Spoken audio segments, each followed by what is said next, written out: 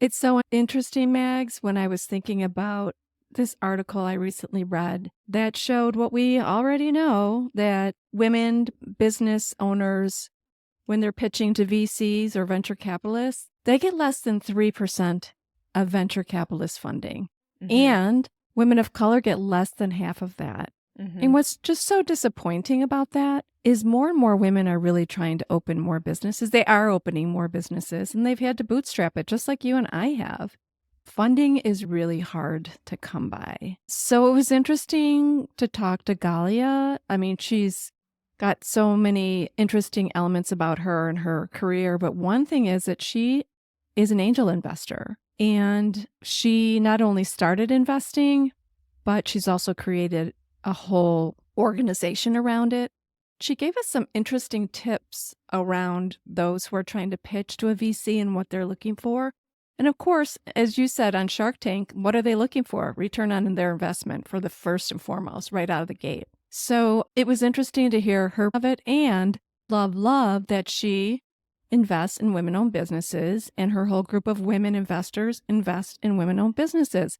So we know they're out there, few and far between, but it was interesting to talk to her about that. It's that magic of being able to build your own financial success and then turn around and help others, and to have more people at that table who look like you, who are women or women of color or LGBTQ community, whoever that is. So often these investors or these people with these big pockets have always been these white men who, some are great allies, but to get more funding in the hands of women, I'm not surprised that it's being refunded by these other women who have grown and who are turning back around and helping them out. And so to me, exciting to see that these women are out here, and gives me so much excitement. That's 100% something I would love to do in the future, is to help businesses like ours, when we make such a great profit, to turn back around and invest in those companies and help them live out their dream. And I know we've talked in some of these episodes how when women rise, all boats rise. Like, the economy's better,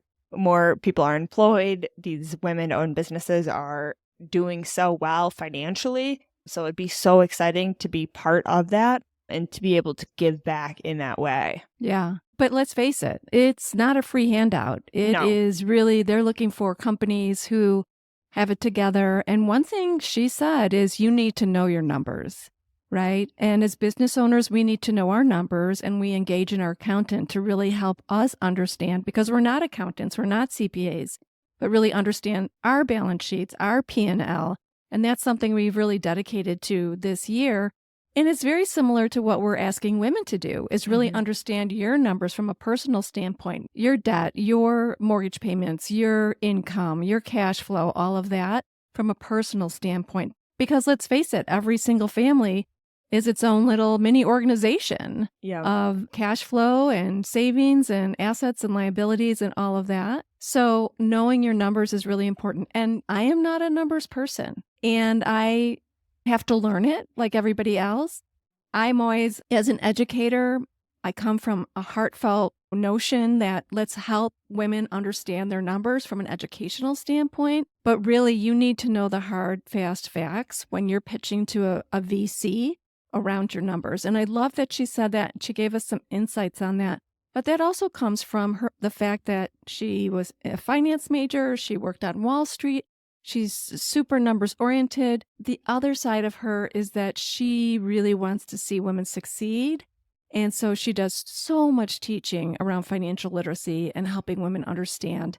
And the one thing she said is women need to take the risk, whatever that looks like for them. And I get, like, when people say that they're not a numbers person, but if you're going to ask for somebody else's money, you have to prove that you know your own numbers, because like we said, this is not just a handout, it's not a donation, but it's something to really help build your business. And something that she mentioned as well is she wants to be a successful angel investor with her partners and her businesses. But that also shows the statistics of, look how well investing in women-owned businesses are doing. And so if you just invested in any one, whether if they know their numbers or not, your number of results and your success is not going to be a good number. And then it's going to be like investing in women businesses if it is a 50-50 shot. And so you do have to go in at the beginning with that information, with those statistics, because you do want the best outcome. And so, of course, not everyone's going to be a fit. Not everyone's the right time. And so that's what's so important, because we want to reflect going forward that we are a good investment, that this isn't a good opportunity. It's not just something that's falling flat or looking for a donation or something of that nature. That's right. So just like from a business perspective, knowing your numbers, it's also so important. As we say to women, know your numbers. Know at any point in time what you have in your checking account, what you have in your savings account, what you have in your 401k, what you have in real estate, what your mortgage payment is, what your cash outflow is or bill payment outflow is monthly. And these are numbers that you should at least know by ballpark. And we have so many tools and resources so that you can figure out what those numbers are. Because once you have the data, the information, that's when you can make really good financial decisions for building a fantastic financial future.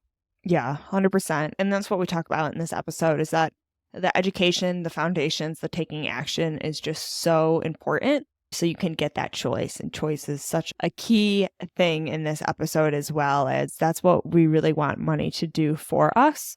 So I think this is going to be a great episode for everyone to tune in. And I'm excited to get what everyone else's thoughts. Let's get started.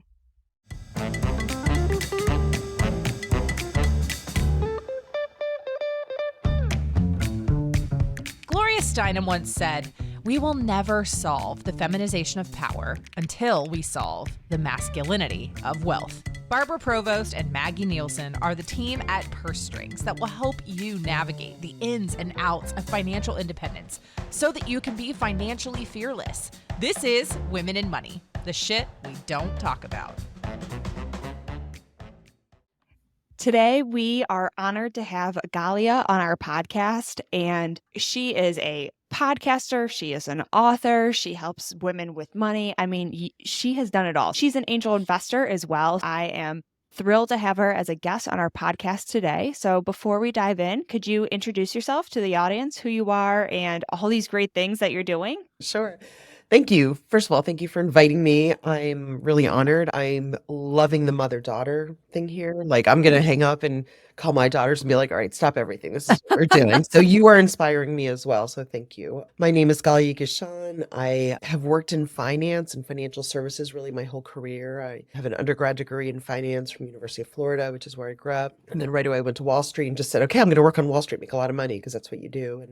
And like immediately I was like, okay, I like this, but how can I put it to better use? So from get-go, I said, all right, I want to really help women with financial literacy. That was really just very early on. And it was just as simple as, wait, you don't have a 401k? Doesn't everybody know how to do that? Right. They don't. Or isn't budgeting easy? Doesn't everybody do that? So things that I took for granted because I am good with money and finance. And I joke, I have a long list of things I'm not good with, but money and personal finance, I was from the get-go. So I really wanted to teach women about money, especially when I got married and had children. And I knew that I really couldn't work Wall Street hours. So I did that for a little over 10 years. And I said, let me focus on really financial education from the get-go. I said, we want to teach people how to do it. It's teach a person to fish, bring them to the water. So versus just like doing it for themselves. I also found that the people who were teaching a lot of times were also just had the really bias of, let me sell you something. And so I wanted to really create an independent place, and then you can create your own relationships. So I taught personal finance and investing. I taught at Barnard College. I taught at the Freelancers Unit in New York City. And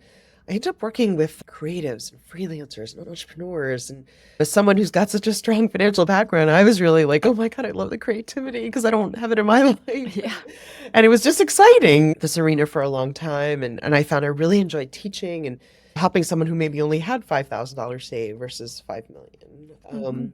And then I wrote a book, and it let me have a career and raise my children and have them see me as a working mother, bring in money, first and foremost, create retirement and savings and security, and also have flexibility and power in my life.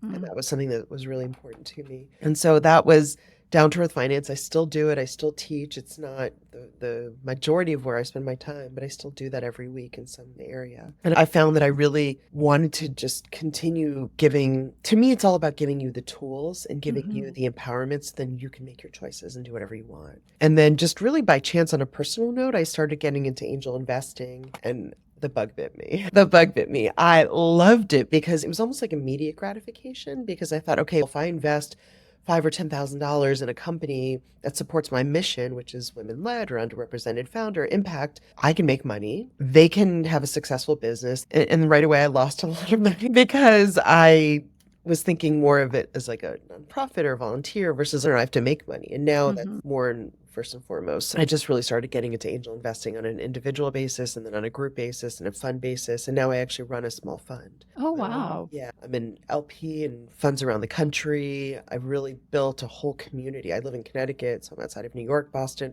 but I've built a community nationwide, and our sole focus is really about investing in underrepresented founders. And to me, that's about just supporting our economy. It's supporting businesses.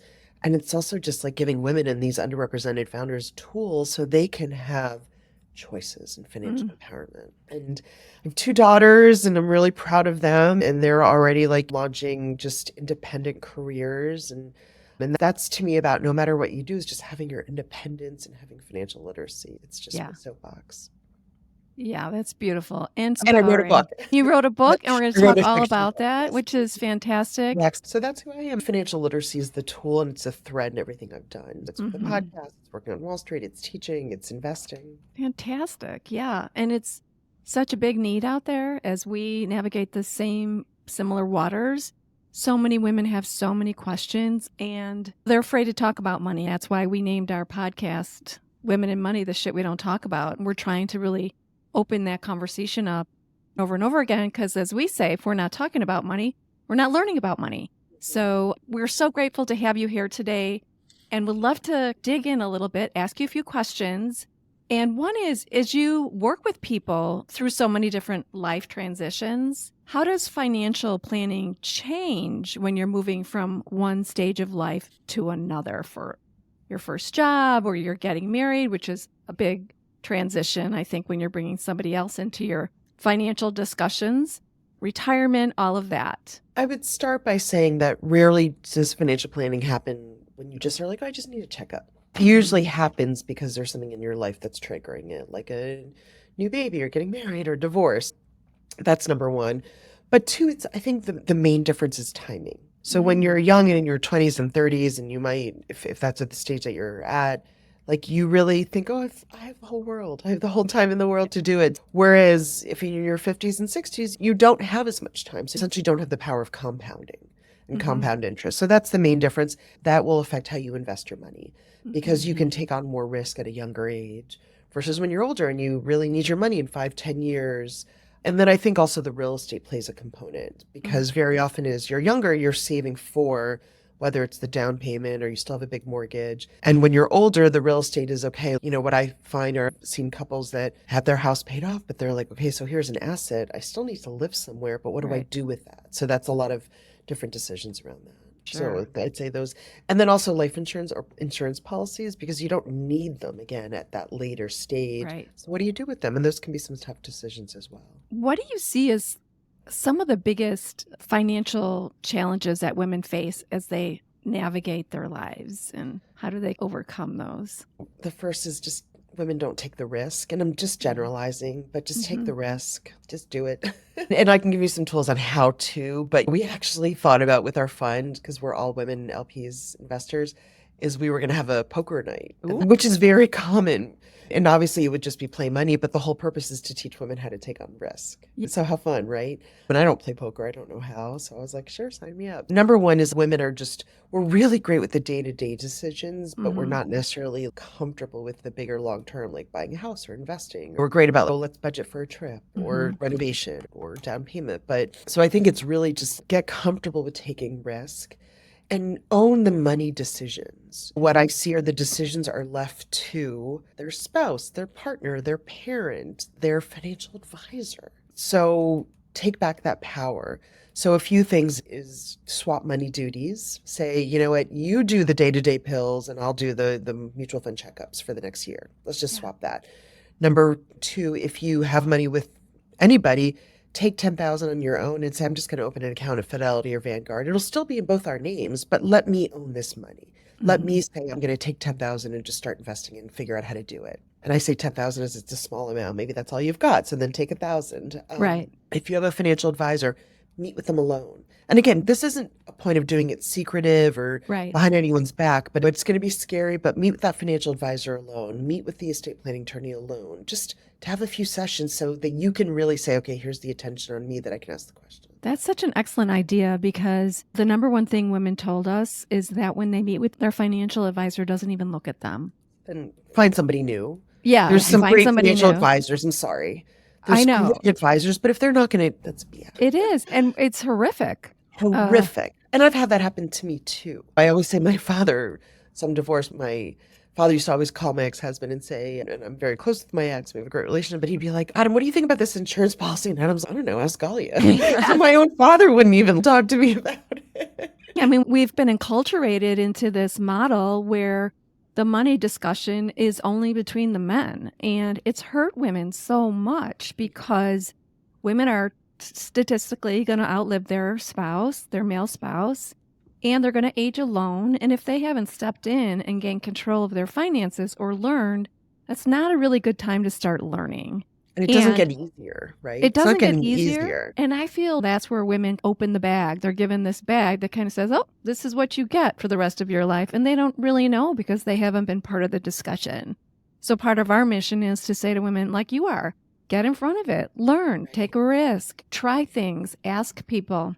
Right. Get out there and learn and take charge of your financial power. And women, I mean, in addition to outliving men, we also take, 11 years off between caring for children and parents. I'm dealing with an aging mother now. I'm like, it's a chunk of my time. It's like an absolute commitment. So, and again, that's who we are. That's what I'm not saying don't do it, but as a result, it's even more important to really know how much you need for money and own it. Yeah. And caregiving is, like we say, a tsunami coming our way, because as this population is aging, we are all, as women, statistically, they take on the caregiving role. They're going to be responsible for taking care of an aging parent, an in-law, maybe a sick child or a disabled child. They're the ones who take on that lion's share of that work, which also takes them out of the workforce. And it's a woman's issue and it's a financial issue. So we really need to start thinking about all the reasons why we need to step in to our financial power today and just get started. Yeah. And so it is about overcoming any of those fears, getting that education, and kind of overcoming those bad money messages that we have received, all these different things. And that's why I love that you're not only helping women with their finances, but then you're also being an angel investor.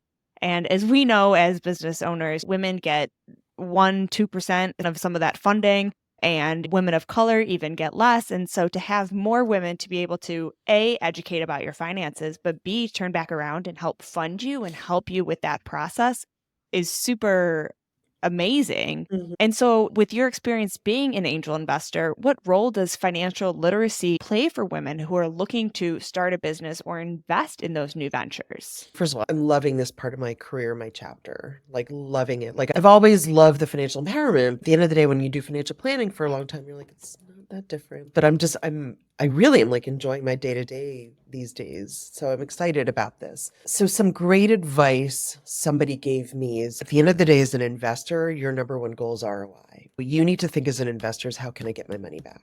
Mm-hmm. And I'm a numbers person, so that's easy. So what I say that to, number one, to the companies that are either pitching me, and I think I talked to 80 companies last year and we invested in 7, is that I want to invest in you. I want to support, like I've got 37 women behind me, including my own money, and I want to invest in you as a woman or person of color. But if I don't make money, it doesn't make sense. Mm-hmm. So just number one, tell me how I'm going to get my money back as an investor in 5-7 years, 5 times return, blah, blah, blah. So that's number one. Like they should be doing that. But if they're not, I'm telling them to tell me right away, because and if I don't get my money back, it perpetuates the system. And it's even more, see, the woman-owned businesses can't do it. Right. So don't think of me as a woman, think of me as an investor. And tell everybody else. So that's number one. And number two, own your numbers. So if I say to you, when are you going to break even? What is your cash flow? Like what is your monthly runway? Like very basic fundamental numbers for a startup. Own that. Don't say, oh, let me talk to my partner, or let me talk to the CFO, or let me talk to the bookkeeper. Own it. Even if you're not the financial person, own the numbers. And I would say that's a little bit the difference between the successful startups and the non. is not owning the numbers. Get to know your P&L, and it changes. Look, for a startup, it's a forecast, it's a projected, but own it. Just say, you know what, we've got this probability. No. And I have seen a lot of non-financial people get comfortable with that. So what was interesting, I think what has been, those are just the two things, ROI and own the numbers. And that's, someone else said this to me, and it was actually from an Harvard Business School angel group. And I thought this was really helpful, so I'm giving them credit, so if you have your pitch deck, which has 10, 12 slides, let there be a number with each slide.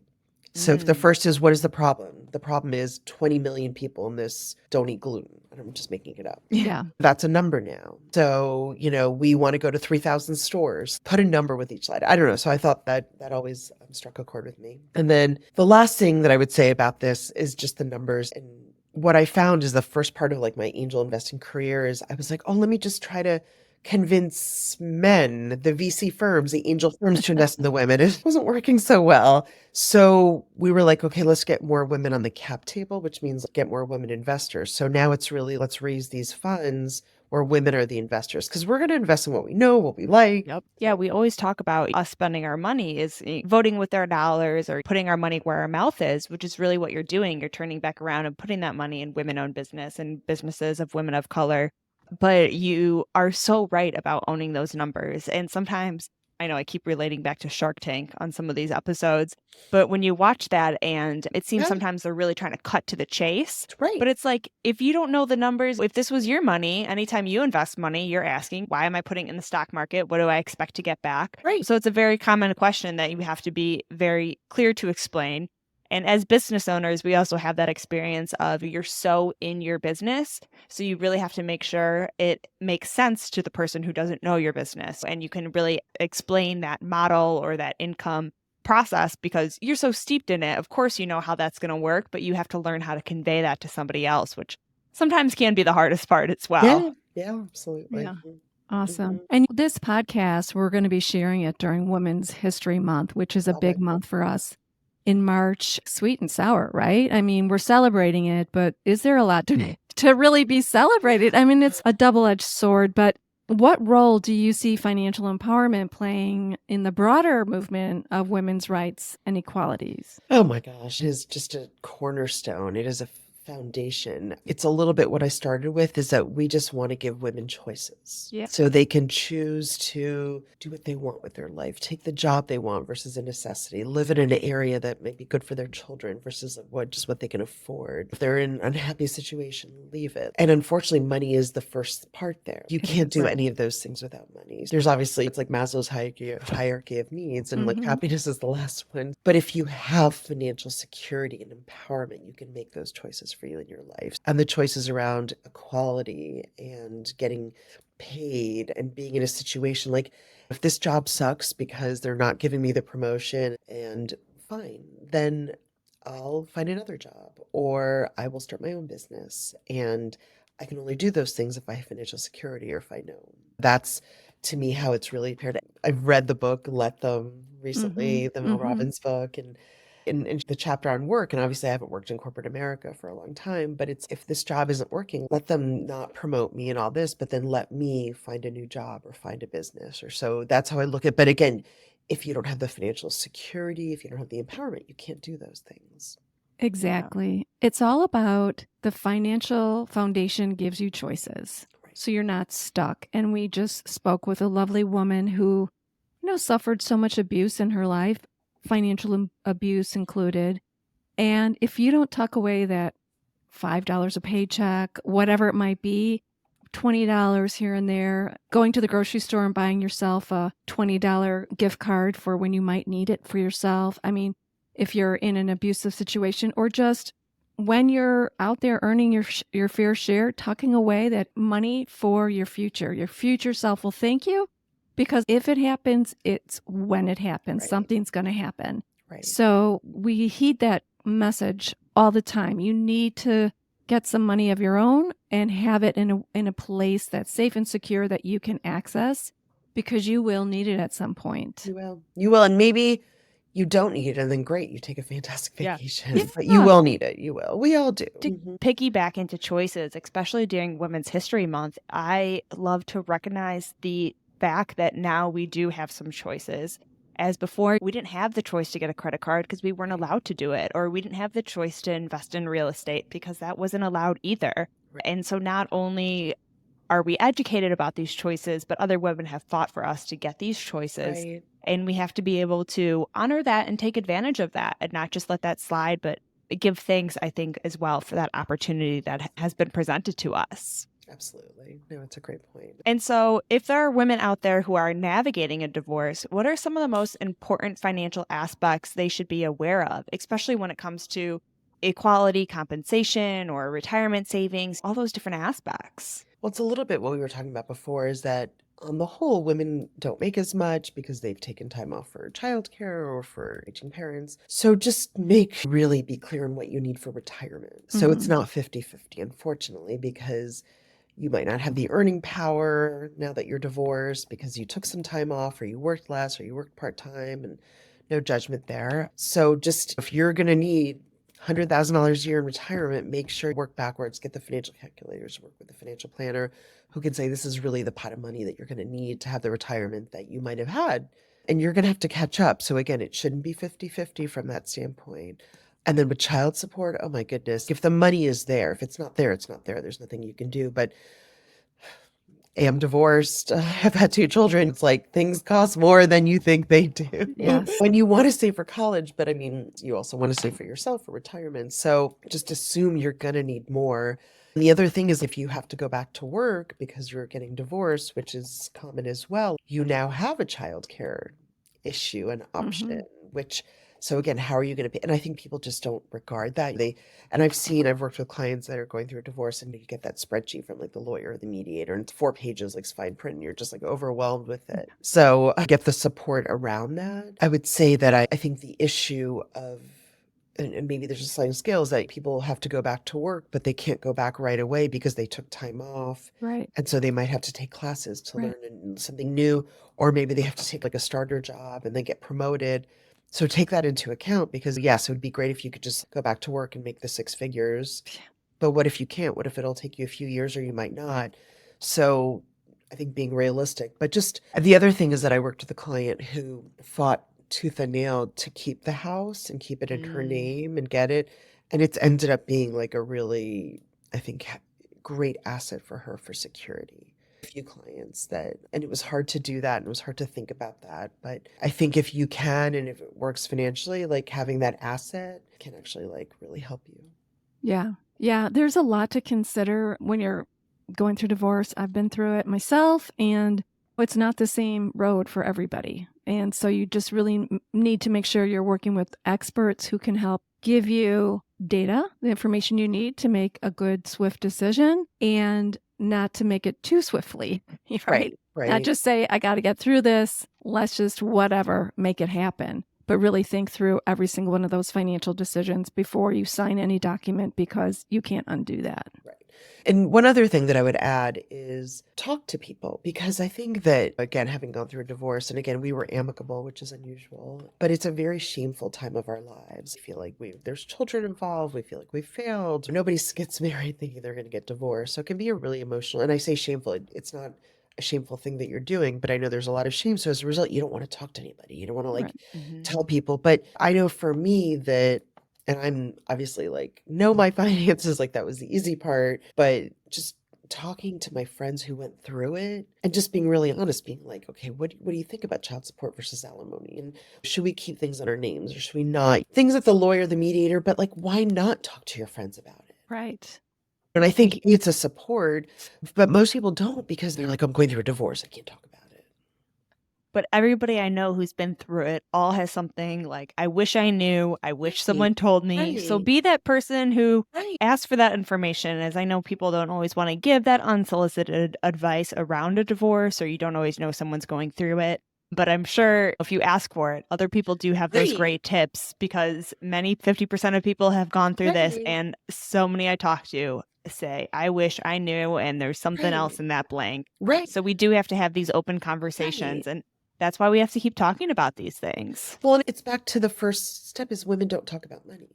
Exactly. When this isn't a moaning, complaining session, this is, hey, I'm getting divorced. How can I make sure that I'm getting the best thing that I can get? I don't want to Right. trash my partner or my ex. This isn't the goal of that. It's going to be a freaking big life change. Forget about the emotional stuff, but how can I make sure? Or why are we not talking about money? Oh my gosh, I listened to this great podcast. Let's do this. Here's the action item we should take. Let's open the mutual fund. Let's have a dinner where we invite 3 friends and say, hey, what did you do? Or just let's learn about angel. I'm a big action step person. So Yeah. I love that. And we love to get women in community, as we are here at Purse Strings, to start talking about money and having those exact conversations. Right. So, Exactly. Galia, tell us now about your book. We want to hear about it. So I moved from New York City to Connecticut about 10 years ago, and I personally was just really lost. It was like kids and PTA and all those great things. And I just was like, okay, I love my kids. But so the town that I live in actually has some really great writers. Long story short, there's a lot of writer studios in the town that I live in, Connecticut. And I wrote research. I wrote Wall Street research for 10 years. And I love to read. I've always been an avid fiction reader. So I really just started taking these classes just to have an interest that wasn't work, kids, or just to meet some new people in my community. And it did take 7 years, but I'm very goal oriented. And I was always passionate about historical fiction and the suffragist, and initially Susan B. Anthony. And then I just started writing this book. And really the time period that stood out was the last part, which is 1910, 12 to 1919. And so much happened in that short period of time versus the decades before. I don't know. It just, the book I wrote, I rewrote, I worked. And truthfully, I go to class every week. I'm finishing my second novel now. It's completely different. But yeah, it's been a great outlet. It's been a great place for me to meet new people. I'm now on the board now, actually, of my writer's workshop. And then I ended up getting an agent. I got a publisher. It wasn't a big publisher, but I did get it published and definitely sold like a few thousand copies, and it got turned into an audiobook. So what's the name of it? So it's called The Accidental Suffragist, and it's a fictional book. So the main character is fictional. She's Helen Fox, and she comes from a very poor working class background. And she accidentally gets involved in the suffragist movement, which were mostly upper class wealthy women. So that's why it's called Accidentally. And there's a reason why she gets involved, which you'll find out soon enough in the chapters. So it's really, it's a class issue because she had to work, and she had kids living in the tenement projects. There's a lot of these women, and we were lucky. It's what you were saying, Maggie, that we're lucky that we can open a credit card and things like that. So we're lucky that these women the wealthy women were able to dedicate their lives, but there was a huge class issue there. So it's her personal struggle, it's class struggle, and then it just tells a story. Like, here I am, I'm an educated woman, I have an MBA. I didn't know any of this stuff, right? I didn't know anything about the suffragist movement and the fight to get the equal voting. I did not know any of it. It's not taught in school. It's not taught in colleges, unless you're a women's studies major, which is great, but I wasn't. I was a finance major. I was an accounting major. And you should have still learned about it. It has everything to do with that. So, I mean, to me, the ending part is a true story where they end up going to prison and this horrible things happen in the prison. And it's true. It's historical. So it was just really fun for me to write. It was educational. It was interesting. It was fascinating. And yeah, so I really loved it. So now I have an outlet of writing, which has become, especially as my kids got older and now they've left the house. So I love my writing. Like when I go on vacation or I travel, I bring my iPad with me. I write on the train to New York City, and I write every week. I go to class every week. Wonderful. It's just a perfect book to drop and to share during Women's History Month. That's perfect. Yes, thank you. I think it's also so inspirational that you leaned in and followed what you like to do. You took that time out for yourself. So many of us don't put that aside as we put everyone else first. But you did really lean into that passion. And so many people would be like, writing a book is silly. I'm never going to get there. It took 7 years. Can you believe that? No, I got it done. I did it. I stuck through it. And I have this great outlet now. And so I think it's so important just to follow that gut calling that we have and be willing to invest that time or money into ourselves, rather paying for the course or just showing up. Right. It's just such an inspiration to really follow that calling that comes, and otherwise you wouldn't have been able to put out this amazing work into the world and spread this message even more. So I think that's so inspirational to really follow that path. And I will say that I think with money, there's the lesson goes across that because we're not meant to do this alone. Yeah. So I don't think I would have written this book if I wasn't taking the classes at the workshop. So if you're listening to this podcast and you're like, yes, I want to do those things, find a friend. Like, we're not meant to sit in a vacuum and do these things alone. So it's why classes work, or personal trainers or coaches. Yeah. I mean, I'm a big fan of all that support. So I wrote the book definitely because of the workshop. And if you're really listening to this and you're like, I need to do these things, find an independent financial planner. There's things that you can do, but don't do it alone. We're not meant to do it alone. Right. We're big into community. That's what we're all about. So I love it. We have one final question for you, and that's, what does financial freedom look like to you? It was the funnest one to answer. Traveling. I love to travel. I've always loved it. And so it's traveling with my loved ones and creating memories with my children. I have a partner, my close friends that are like family. So just this year, I think I'm going to 4 countries. Last year, I went to 3 countries. I love traveling. If I have really close friends or family that can't afford it, I want to be able to take them with me. And I want to have a home that I can host people and host my children. So those are 2 things. So really like fostering those memories. I love that. Yeah, it's all about making those memories and bringing around those people that you love, which you can really see in your values there, and really emphasizing that. So that's a great definition to me of financial freedom. Yeah. And then spa too. I'll throw in a spa. Massages, saunas, cold plunges. You're speaking my language. In Iceland, that was when I went to Iceland. They have these, if you haven't traveled to Iceland, they have these springs like the Blue Lagoon, and they're just, I mean, that is like perfect there because it's hot, it's cold, it's beautiful, it's natural, it's outdoors, but it's, yeah. I want to thank you for coming on and sharing your expertise and your stories. I think it's inspiring for so many, but you also have so much great information in here to share as well. So we're going to make sure we have all your links in the show notes, as well as that link to the Accidental Suffragist. And then when is your new book coming out? Do we have a release date yet? Thank you. I'm finishing the draft and I have a publisher who's interested, but they haven't signed on yet. Then we're going to send good vibes. Yeah. And can't wait to hear more good news It only later. took me 3 years to write the second one. Wow. Time's going to pass either way, Yes, right? yeah, exactly. I am goal oriented, but to be honest, I love just like writing it and sharing it and then workshopping it. When I say sharing it like that, just enjoy the process. Yeah, I have really enjoyed that. You have to, otherwise if you're not enjoying it, don't do it, right? Exactly. Yeah. Thank you. Awesome. Like I said, I'm inspired that the 2 of you are doing this together. You're doing this as mother-daughter, and then obviously just continuing to really spread the message of financial empowerment and literacy. Thank you. This has been so much fun. Thank you for coming on today, and we'll be in touch soon. So until then, everyone, be financially fearless. You've been listening to Women in Money, the shit we don't talk about. Now it's time to take what you've learned and make bold moves towards financial independence. Stay in the know by joining our newsletter for exclusive tools, resources, and updates that keep you financially fearless. Head to pursestrings.co and sign up today. Need a financial professional who gets it? Turn to PurseStrings' curated directory, your go-to resource for financial experts who know how to put you first. Love this episode? Leave us a review and help us empower even more women to own their financial power. Until next time, be financially fearless.